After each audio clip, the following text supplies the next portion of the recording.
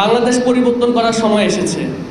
আমাদের সম্মানিত ভারপ্রাপ্ত চেয়ারম্যান জনাব তারেক রহমানের নেতৃত্বে আমরা শেখ হাসিনার তৈরি করে যাওয়া সেই ফ্যাসিস্ট শাসন ব্যবস্থা আমরা চিরতরে বিলুপ্ত করব।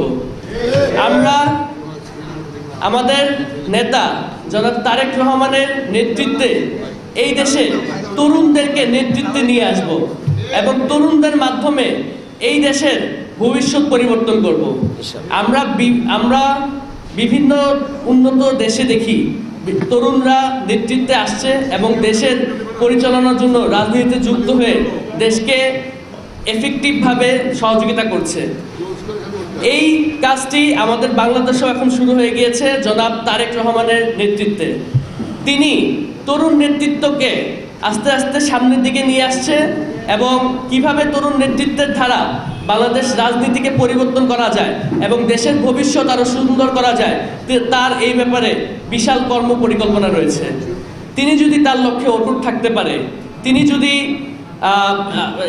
সেই পরিকল্পনা অনুযায়ী এখানে এসে সবার সহযোগিতায় কাজ করতে পারে, তাহলে আমরা শহীদদের এবং আহতদের যে স্বপ্নের বাংলাদেশ আমরা স্বপ্ন দেখি, সেই স্বপ্নের বাংলাদেশ জনাব তারেক রহমানের নেতৃত্বে আমরা তৈরি করতে পারবো। শহীদ প্রেসিডেন্ট জিয়াউর রহমান বাংলাদেশ জাতীয়তাবাদী দলের সম্মানিত প্রতিষ্ঠাতা।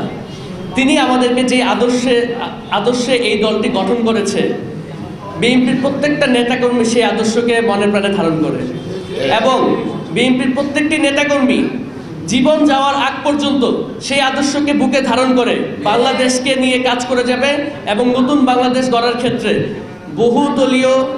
বহুদলীয় গণতান্ত্রিক বাংলাদেশ গড়ার ক্ষেত্রে সবাই একসাথে মিলেমিশে কাজ করবে।